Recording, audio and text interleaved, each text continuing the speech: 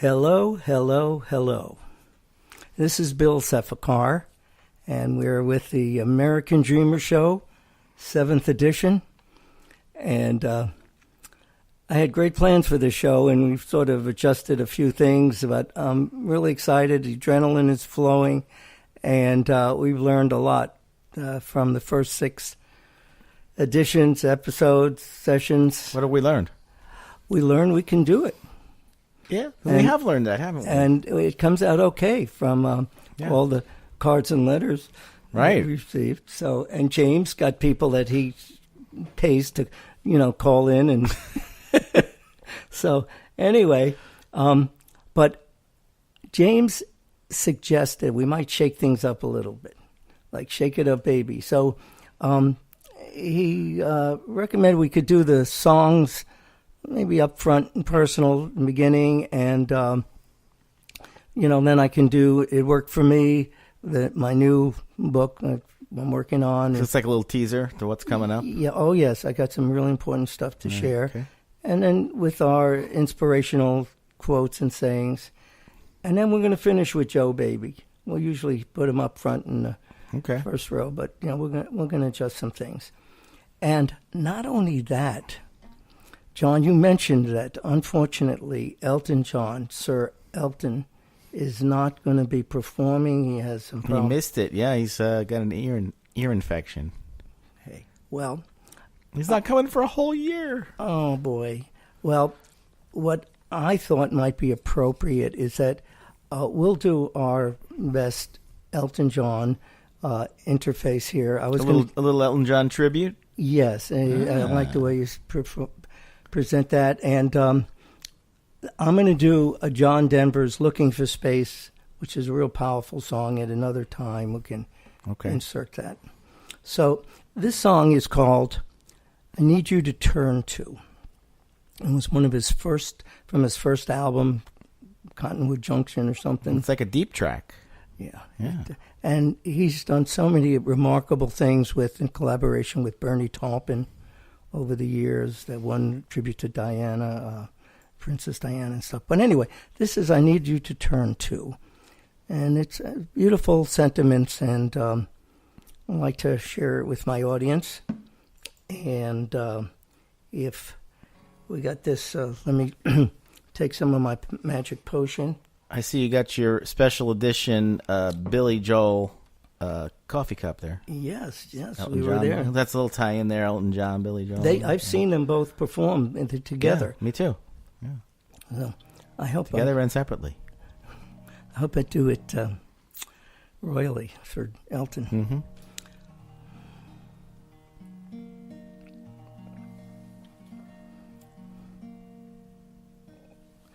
You're not a ship to carry my life. You're nailed to my love in many lonely nights. I've strayed from the cottages, but found myself here. I need your love. Your love protects my fears. And I wonder sometimes, and I know I'm unkind, but I need you to turn to when I act so blind, and I need you to turn to when I lose control. You're my guardian angel who keeps out the cold.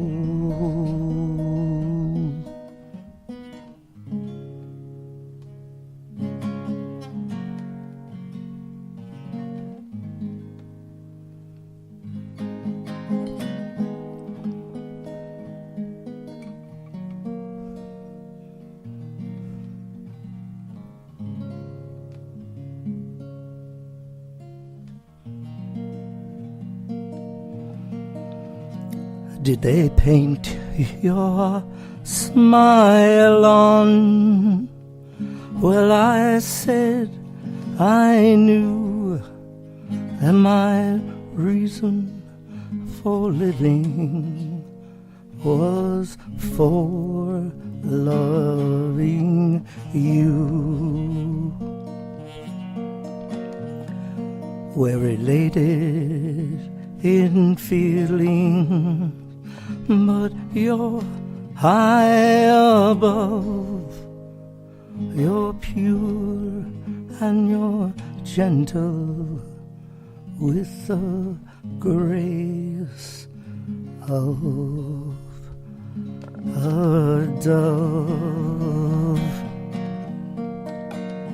And I wonder sometimes, no, I'm unkind, but I need you to turn to when I act so blind, and I need you to turn to when I lose control. You're my guardian angel who keeps out the cold.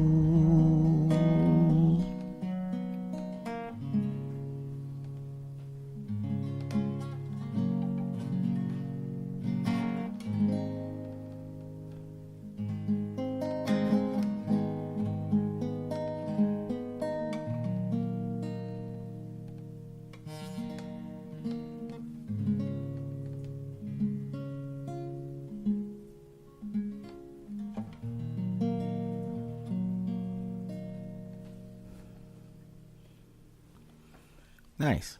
Well, I hope Elton. That song was recorded in 1969. It's almost 50 years old.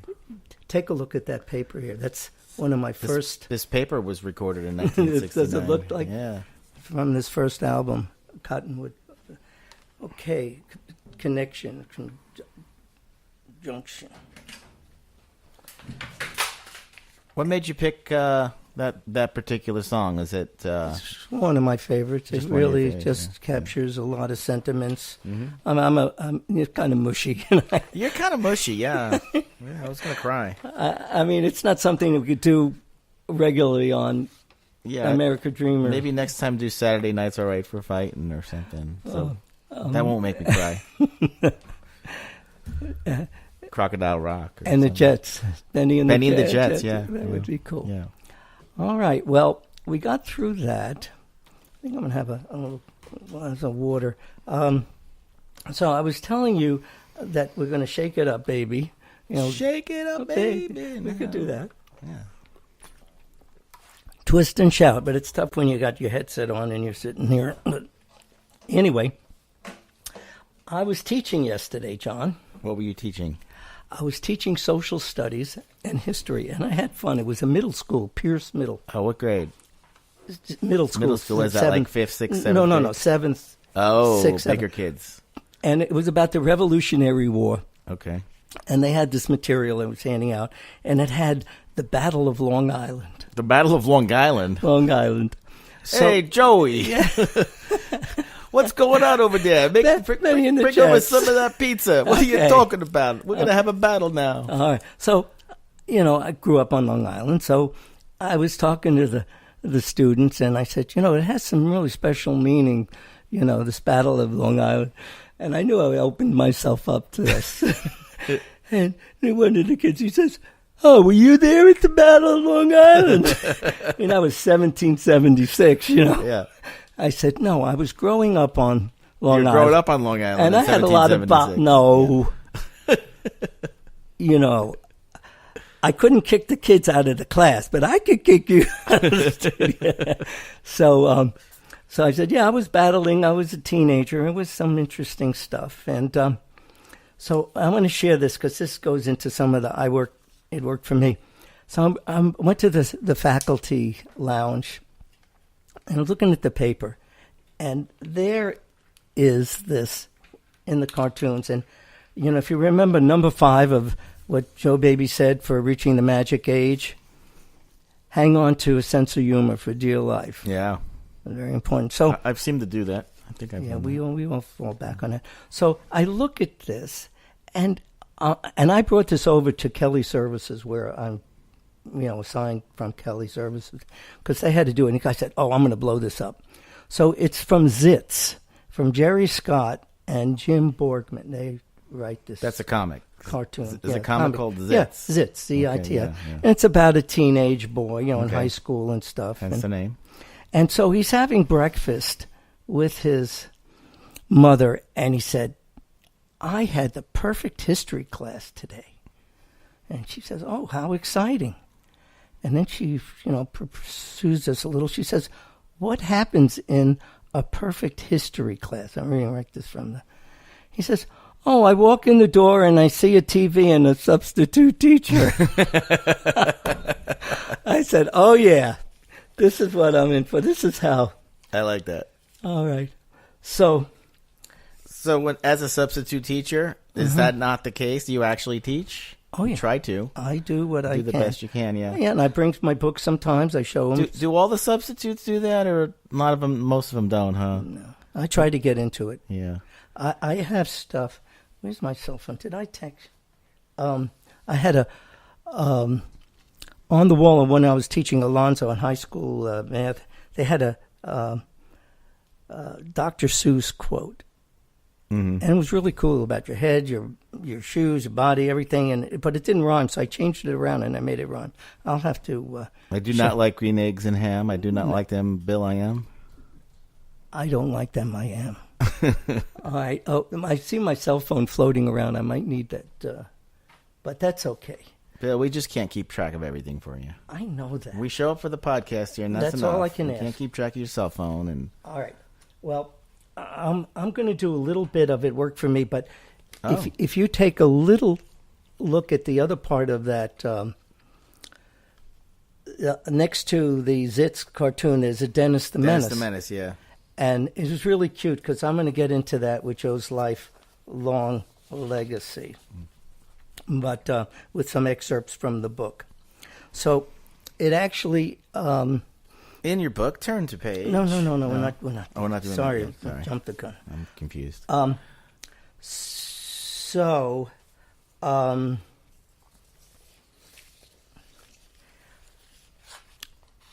What I want to go back on, because I said it worked for me, this is only a thumbnail sketch of some of the productive and more important things that I believe had a positive influence and made a difference in my life as I get ready to release this.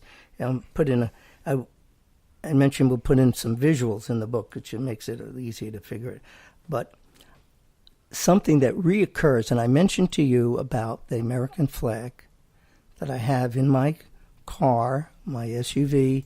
It's in the passenger side on the driver's side passenger door. It's one of those things that you roll connected to the window. Yes, and this is, and I swear by it because I love the American flag. People smile, wave, policemen too.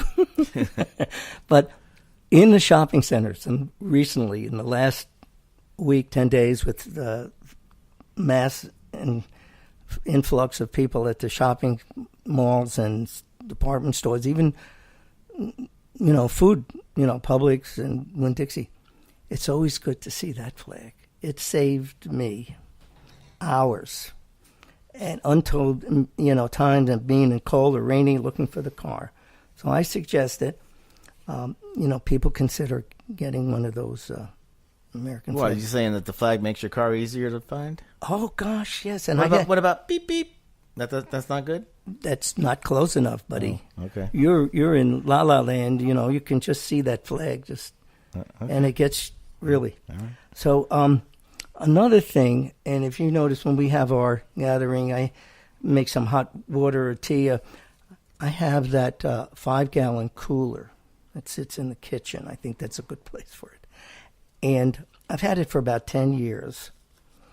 And it has made such a difference in my life, quality of life, I should say, that I hope it doesn't jinx because it's worked flawlessly. You're talking about the water. The water cooler. Yeah. It's a GE water cooler. And not only is it easy to dispense, but you really should get one to tap that has hot water, instant hot water. I can't tell you how many times. It's such a blessing in, boiling or heating the water instead of in the microwave, which some people frown upon, heating stuff. Yeah. So the tap heats instantly. I'm able to have my tea, coffee, hot chocolate, soup. Just like that.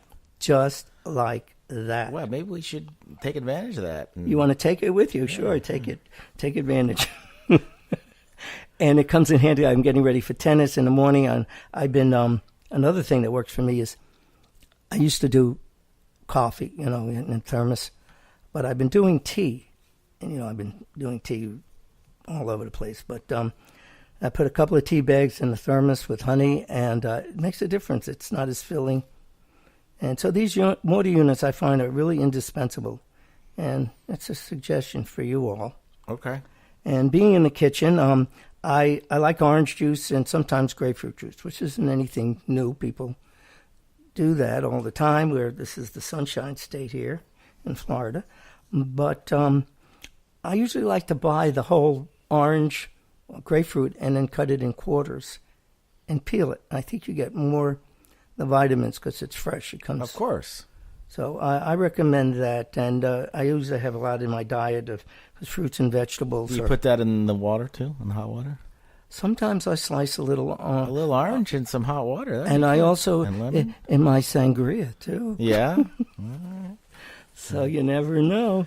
And another thing is, who here eats yogurt? Raise your hand. Sometimes I eat yogurt, yeah. Okay. That's a no from James. Okay. Well, I've eaten enough yogurt for everybody here. Greek yogurt? Not necessarily. Because you're Greek. I am. Yeah. If it's Publix, does that mean that they use Greek yogurt in their yogurts? I don't think so. But well, probably not. But over 30 years since I've been down in Florida, and I buy them by like a dozen almost, like 10 for $5 with the fruit on the bottom. Right. I recommend it because you get your fruits and, like I said, veggies and fruits. Now, do you mix it all together, right? It's there for you. It's on the bottom, John. I know, but it's fruit on the bottom. What are you with saying? The yogurt? What are you saying? You're emphasizing it on the bottom. All right. But do you mix it together? All right, let me go back because I think I've something. probably confused the audience too. Right. They come in different flavors, fruits. Right. Strawberry. Right. Pineapple. Right. Mango. There's mango and apricot, which I like. My favorite is black cherry, and raspberry is starting to come up in the top 3. Mm-hmm. Peach. All right. And blueberry, because that's a antioxidant. Yes. So each one individually, except the mango apricot that's together. It's good, but they have mango separate. So anyway, you twirl it around and then you mix it. Okay. And I've eaten that I have it like every day. Okay. And the last thing is that apple a day. Oh, you're big on that apple a day, huh? I swear to you. What kind of apples? I like Red Delicious. Okay. That's my favorite. And I swear to you and my listeners that this expression was made 100 years ago. An apple a day. It keeps the doctor away. And I swear to you, to me, maybe it's a placebo. I eat the apple and I feel like it's... Has it kept the doctor away? Not really. I have to have checkups and stuff, but, nothing serious. So you like the red... I swear by the Granny Smith apples. Like, I like all apples, apple pie, but if I'm going to, bite into an apple, it's got to be Granny Smith. No, that's it. That's it. So, a Red nice, Delicious. tart, crunchy. Yeah. Okay. All right. So, as I said, we're doing things a little bit differently. It might be time for another song. Well, yes and no. Well, yes and no. Okay. I want to take a minute to wish all our Jewish listeners a happy Hanukkah. Ah. It starts, I believe, sundown on Sunday. on Monday, the 3rd. Okay. And this is the festival of lights and freedom. And it just happens to be, the first successful religious uprising in the history of mankind. And it's probably a good thing that that this fledgling nation was able to defeat the Greek Assyrians that had taken over the country and the temple. And that's how the 8 days, because the candle, the holy ark, the high priest had only enough for 1 day for the lighting of the candle. Well, wait, now, may I interrupt? Sure. What country are we talking about? Talking about Jerusalem and Israel. There you go. Okay, I'm sorry. Okay. That's an important part of the puzzle. That's an important part of the puzzle, yeah. So, and when they took over and they defeated the Greek Assyrians, and they came into the holies, and they only had one of this holy oil that the high priest would prepare, and it was supposed to only last 1 day, and it lasted 8 days. So that's why we have the 8 days of Hanukkah. But, if they didn't win that war, then maybe some of the other religions, the Western religions, would not have emerged, Right. So that's something. So they had the songs, the dreidel song, Light One Candle, and Hanukkah, Hanukkah. But this one is Rock of Ages, which covers... It's Def Leppard, right? Yes, you are so right. I didn't want to play it, this one, but it just says, Rock of Ages, let our song praise thy saving power. Thou amidst the raging foes wast our sheltering tower. Furious they assailed us, but thine arm veiled us, and thy word broke their sword when our own strength failed us, and thy word broke their sword when our own strength failed us. That's not Def Leppard. You lied to me. Well, that's the same name, but I'm sorry. Okay. And don't forget the Hanukkah song by Adam Sandler. Oh, gosh. Yes, let's not. But let's not. We won't go there. Let's forget it tonight. Save that for the next episode. Okay. Wow. Okay. Thanks for that, John. Yeah. Took me to another place. Okay, maybe we can do the second song. It's not the Hanukkah song. No, Sorry. it's but almost from Neil Simon when he did his America, that movie. That was a beautiful movie, and a lot of stuff comes from New York, which is used just like the second Jerusalem. Yeah, and my roots are from New York, and so it mirrors my upbringing and roots, and he has it in L.A., Yeah. But when I sing, I say F.L.A. because I'm here in Florida. And so, Sir James, we're going to take a quick pause here, but we still have some time. So a little background on this song. Neil Diamond? Yes. Neil Diamond song. And he's kind of singing about how he's moved to L.A. It's not the same as New York, but his heart's and soul still there. Yeah. There. So that's kind of okay. I see. And we could all identify Absolutely. wherever we started out from. Yeah, absolutely. And in John Denver, that song, "Come and Let Me Look in Your Eyes," and he said, I started out, we were 2 feet tall, and now, Yeah. So we've grown. We've come a long way. Yeah, right on. You better turn my mic off for this because I might sing along. Okay. But Bill doesn't want that, so cut me off. So this is Neil Diamond's "I Am, I Said." FLA is fine, the sun shines most of the time, and the feeling is laid back. Palm trees grow and rents are low, but I keep thinking about making my way back. Well, I'm New York City born and raised, but nowadays I'm lost between two shores. FLA is fun, but it ain't home. New York's home but it ain't mine no more.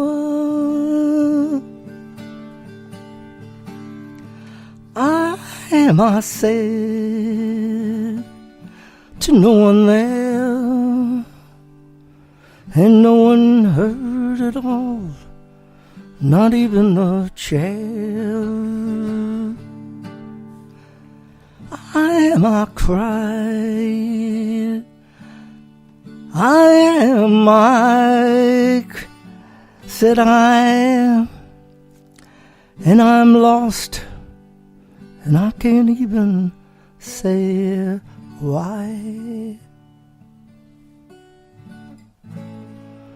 Leaving me lonely still.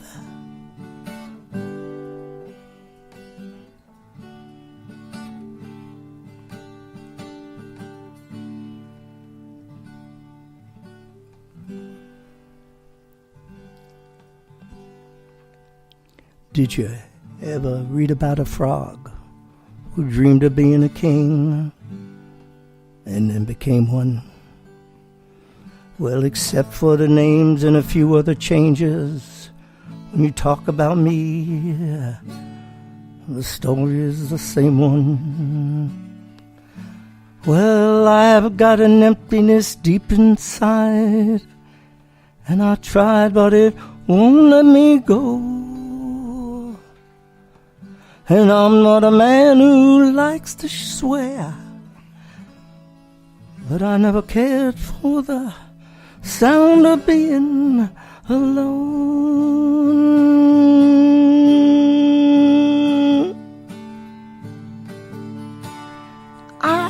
I said to no one there, and no one heard it all, not even the chair. I cried, said I, and I'm lost, and I can't even say why.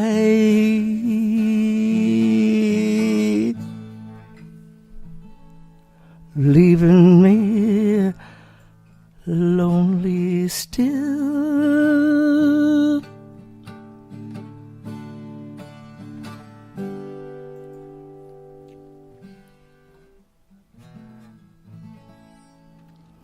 Leaving me lonely still.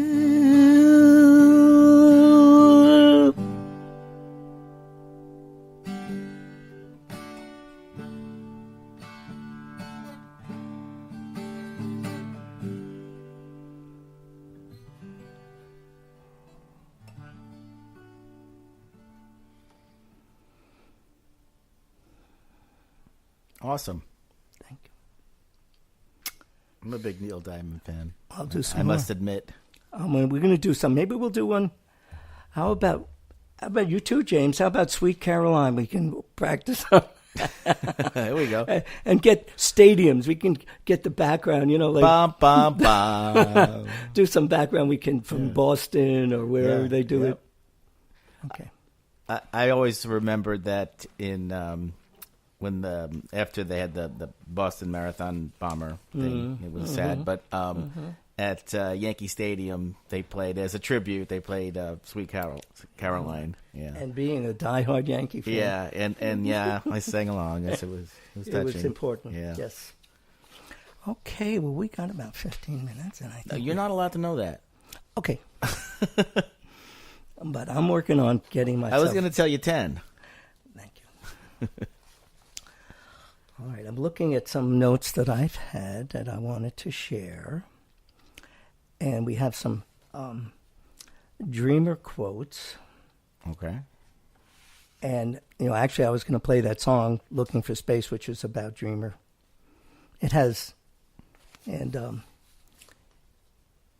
if, can you give me that, the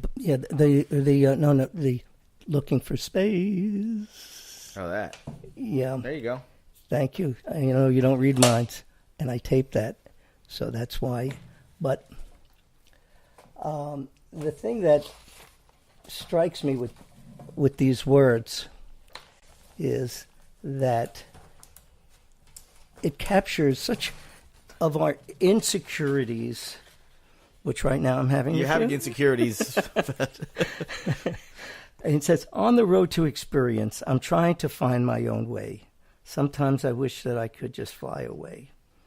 And he says, when I think that I'm moving and suddenly things stand still, I'm afraid because I think they always will. But he looks at the positive. He says, and I'm looking for space and to find out who I am, and I'm looking to know and understand. And then he's talking about reaching for the stars and his dreams. And so that's the theme of American Dreamer. My dad did. He reached for the stars. He did. You build a museum. Yeah. And then you build a performing arts center here in Clearwater. Yeah. And then in his 80s, he liked so much about words and reading, so he was involved in the building of the Palm Harbor Eastlake Community Library. Oh, I didn't know that. When you say build, was he an architect? Is he a carpenter? What? I love you, John. I love you. My dad, and I can see him say this. I can see, because people would ask him that. Yeah. And he says, no, I wasn't an engineer. He organized everything. He got the budget together. And, now you're going to have to take... What do they call that? There's a name for that. Administrator, budget. And in podcasting, we call it producer. Well, he does TV, everything. Yeah. And I found, after I went to print, so in this edition, this is the color version, 140. I want the color version. You have it. I do? I think so. And in the back, I couldn't get it in time, but I found the organization chart for the Eastlake Community Library. Wow. And it had his name twice. He was assistant to the director and also finance. He loved to do the financing. Okay. He was always involved with budget. So that was the thing. So now that I did my sort of entree into the American Dreamer, as I was telling you about that cartoon about substitute teaching, that he had the perfect history class because there was a substitute. Well, right above it was Dennis the Menace. And there's a picture of Dennis. He comes home, has his backpack on, and he says, Mom, he says, they're going to teach us cursive in school. But I told them I'm not allowed to talk that way. Well, this opened up doors for me. All right. You going to talk in cursive? No, I'm not allowed to talk on the air that way. Okay. All right. So I'm going to start at the end because I did want to talk about friendships, which was one of the things that my dad, he made it a point to be able to keep friendships lifelong. And all right, let me go. No, I can't do that because I don't want to get away from. We want to get into the situation. So this cursive. My dad had a fantastic handwriting. Matter of fact, he couldn't be a doctor. His handwriting was so good. Right. So if you go to on page, is that 398? What do we got here? You're telling me? Yeah. And anybody else at home that might have the book? Yeah, 398. Okay, I'm there. This is, my dad would have these legal pads, and he would draw the circles that they used to do for penmanship.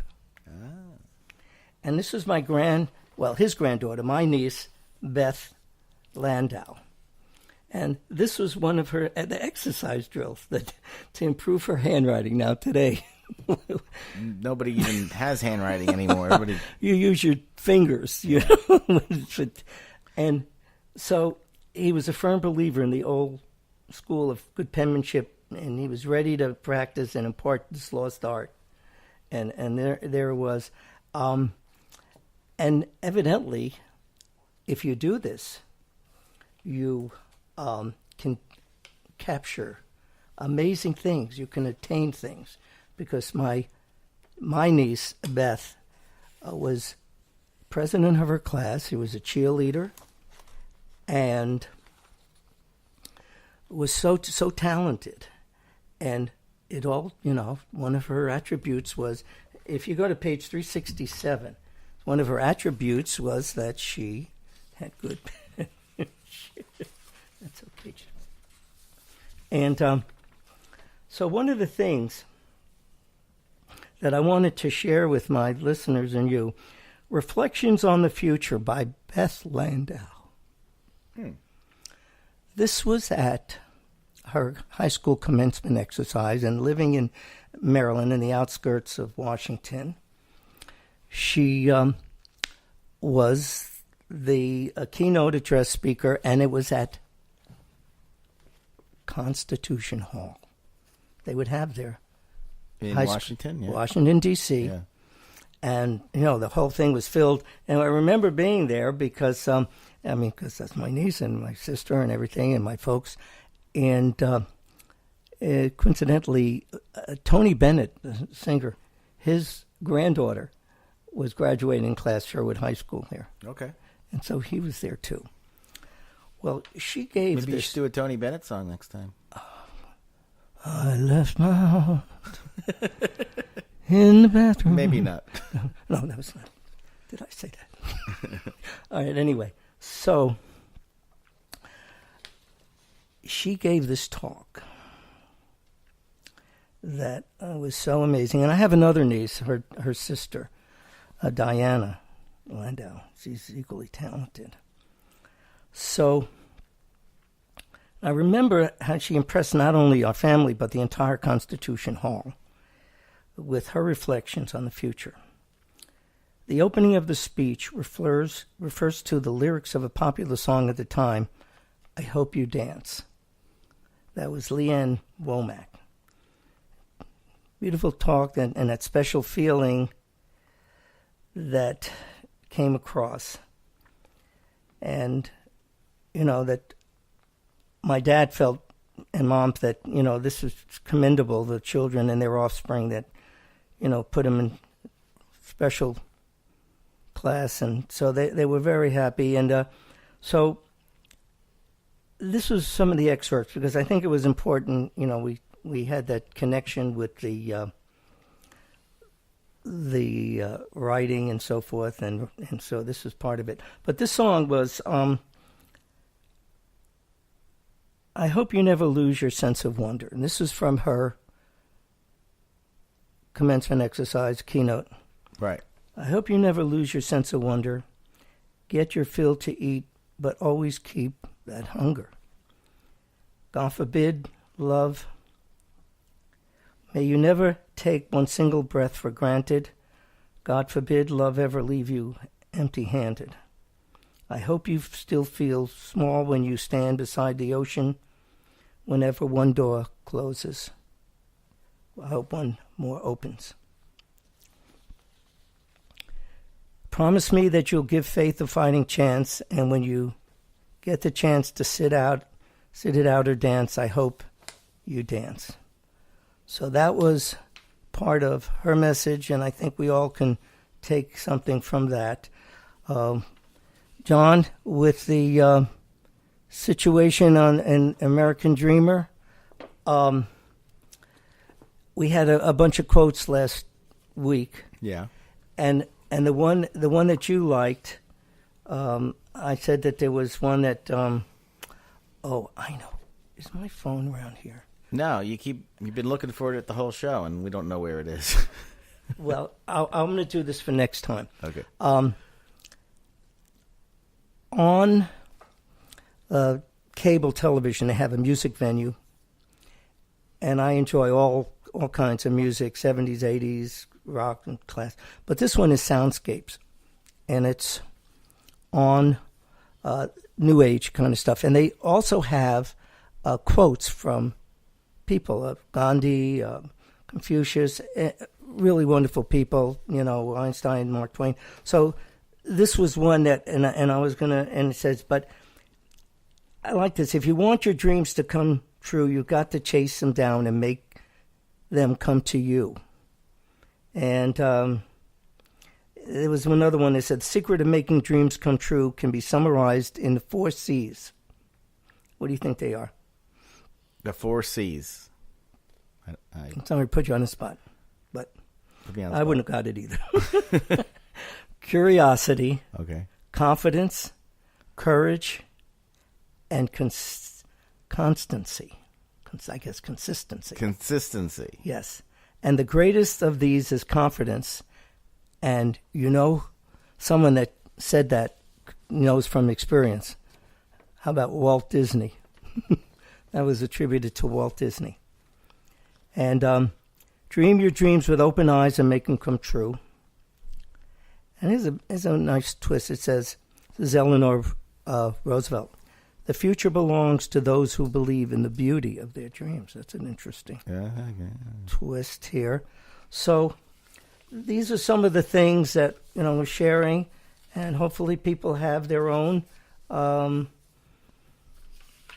they want to contribute if they would like. You know what? I think I would start to maybe I'll have my own quotes, my own.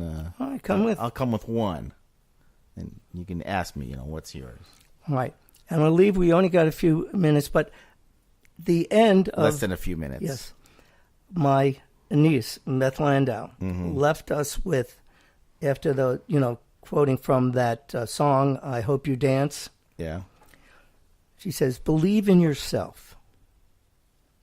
You aren't just what you are. You are what you think you can become. That's pretty powerful. It is imperative to remember that good things happen to those who wait, but greater things happen to those who go out and get what they want. And that was what that quote, go out and make your dreams come to you. Okay? So these are just some of the dreamer quotes. And John, go out and grab our dreams, hopefully, and see what cursive exercise drills we can make our handwritings better. And what that leads to, who knows?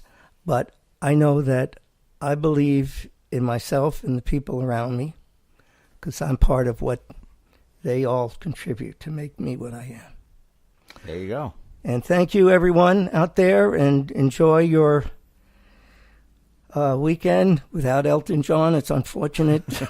I did my part. So go forth and prosper and be healthy and wealthy and wise. This is your friend Bill Sefakar, signing off until next week.